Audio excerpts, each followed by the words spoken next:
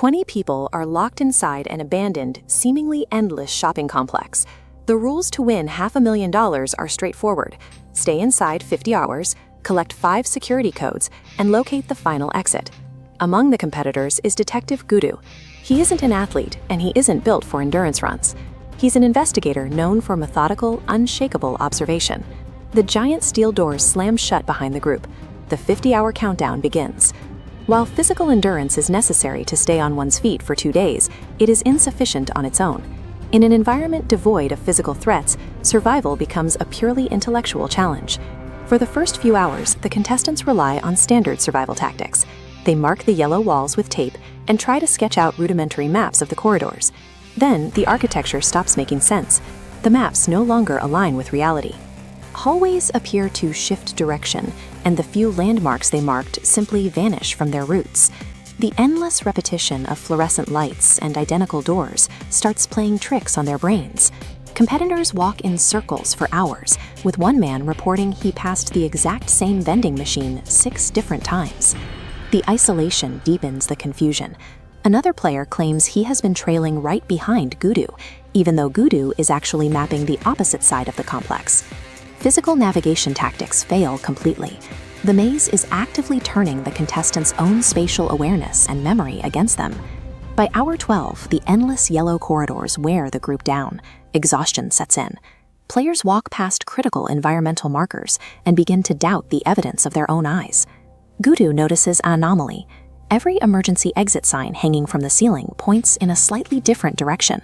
To the exhausted eye, they look identical.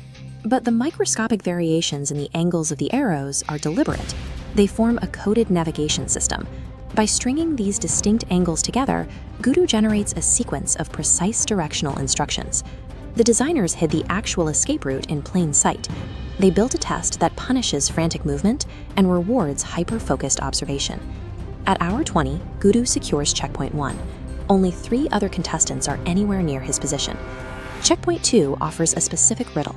The shortest path is not always forward. While others ignore the text, Guddu realizes that specific, identical doors don't lead to more hallways. They open into maintenance passages hidden directly between the walls. To use these passages, he has to physically retreat, moving backward through the architecture in order to leapfrog across the overall layout of the maze. Abandoning the instinct to constantly push straight ahead is the only way to bypass the labyrinth's spatial traps. By hour 30, the environment takes its toll.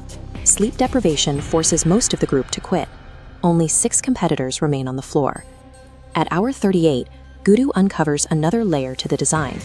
The 5 security codes they've spent days collecting do not actually interface with the final exit's keypad. Instead, this plot reveals the codes actually function as a set of geographic coordinates, pointing to a completely unlisted location within the complex. Guddu tracks these coordinates. At hour 43, he uncovers a concealed door that opens into a master control room filled with monitors showing every corner of the maze. On the main desk sits a final note from the designers. It reveals a critical 6th code, a hidden shortcut to the true exit. The architecture rewards the participant who stops to analyze the system rather than the one who simply endures the environment. The clock hits hour 48. Only Guddu and 1 rival contestant are left, both racing toward the final exit. With the timer ticking down its final minute, they break into a desperate sprint down a long industrial corridor toward a massive vault door. The rival reaches the keypad first. He frantically punches in the 5 known security codes. Nothing happens. The door stays locked. Guddu steps up to the panel, types in all 6 codes, and the heavy locks instantly disengage with just over a minute left on the clock. Physical speed and partial knowledge fail at the final hurdle. Winning requires absolute understanding. The steel doors swing open, letting natural sunlight flood the space. The crowd outside erupts, and Guddu claims the $500,000 prize. But the biggest twist comes after the timer stops, when the organizers release the physical statistics of the building. Despite feeling like an infinite, endless sprawl to the players inside, the entire map shows the building contained only 12 interconnected hallways.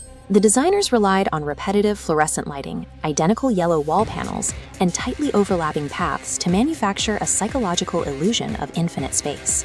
When asked about the experience, Guddu notes that the scariest maze isn't around you, but inside your mind. He later donates his winnings to fund educational programs. In high-stress environments, true intelligence has nothing to do with speed or physical strength.